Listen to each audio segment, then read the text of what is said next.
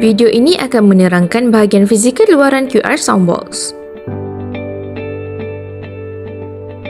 Di bahagian belakang Soundbox, terdapat 4 butang dwifungsi. Butang pertama ialah butang kuasa. Tekan lama sehingga lampu LED merah menyala untuk on atau off Soundbox.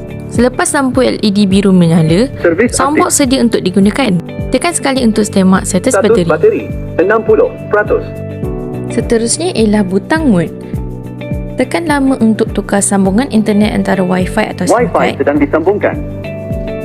Tekan sekali untuk ulang Anda telah transaksi terima terakhir. RM10. Butang ketiga ialah butang tolak.